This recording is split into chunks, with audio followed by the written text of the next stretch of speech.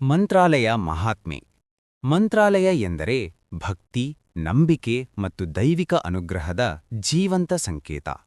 ದಕ್ಷಿಣ ಭಾರತದ ಅತ್ಯಂತ ಪವಿತ್ರ ಯಾತ್ರಾಕ್ಷೇತ್ರಗಳಲ್ಲಿ ಒಂದಾಗಿರುವ ಮಂತ್ರಾಲಯವು ಕೋಟಿ ಕೋಟಿ ಭಕ್ತರ ಹೃದಯದಲ್ಲಿ ಅಚಲವಾದ ಸ್ಥಾನ ಹೊಂದಿದೆ.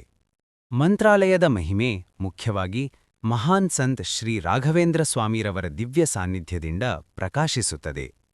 17ನೇ ಶತಮಾನದಲ್ಲಿ ಜೀವಿಸಿದ್ದ ಈ ಯೋಗಿ ಮಂತ್ರಾಲಯದಲ್ಲಿ ಬೃಂದಾವನ ಪ್ರವೇಶ ಮಾಡಿದ್ದು, ಇಂದು ಸಹ ಭಕ್ತರಿಗೆ ಅಚಲ ಆಶ್ರಯವಾಗಿದ್ದಾರೆ ಎಂಬ ನಂಬಿಕೆಯಿದೆ. ಶ್ರೀ ರಾಘವೇಂದ್ರ ಸ್ವಾಮಿಗಳ ಮಹಿಮೆ. ಶ್ರೀ ರಾಘವೇಂದ್ರ ಸ್ವಾಮಿಗಳು ದ್ವೈತ ವೇದಾಂತದ ಮಹಾನ್ ಪ್ರಚಾರಕರು. ಅವರ ತಪಸ್ಸು, ಜ್ಞಾನ, ಕರುಣೆ ಮತ್ತು ಭಕ್ತರ ಮೇಲಿನ ಅಪಾರ ವಾತ್ಸಲ್ಯ ಮಂತ್ರಾಲಯವನ್ನು ದೈವಿಕ ಶಕ್ತಿಯ ಕೇಂದ್ರವನ್ನಾಗಿ ಮಾಡಿದೆ. ಮಂತ್ರಾಲಯದಲ್ಲಿ ಪ್ರಾರ್ಥನೆ ಮಾಡಿದರೆ ಸಂಕಷ್ಟ ದೂರವಾಗುತ್ತದೆ ಎಂಬ ನಂಬಿಕೆ ಶತಮಾನಗಳಿಂದ ಅಚಲವಾಗಿದೆ. ಭಕ್ತರ ಅನುಭವ.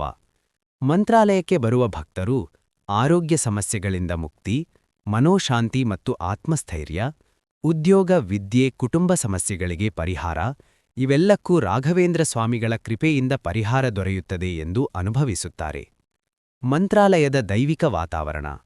ತುಂಗಭದ್ರಾ ನದಿಯ ತೀರದಲ್ಲಿರುವ ಮಂತ್ರಾಲಯದ ಶಾಂತ ವಾತಾವರಣವೇ ಭಕ್ತರ ಮನಸ್ಸನ್ನು ಆಕರ್ಷಿಸುತ್ತದೆ.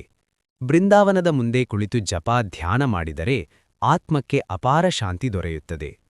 ಸಾರಾಂಶ: ಮಂತ್ರಾಲಯ ಕೇವಲ ಒಂದು ಸ್ಥಳವಲ್ಲ, ಅದು ಭಕ್ತಿಗೆ ಜೀವಂತ ಸಾಕ್ಷಿ, ದೈವಿಕ ಅನುಗ್ರಹದ ಕೇಂದ್ರ, ಸಂಕಷ್ಟದಲ್ಲಿರುವವರಿಗೆ ಆಶಾಕಿರಣ.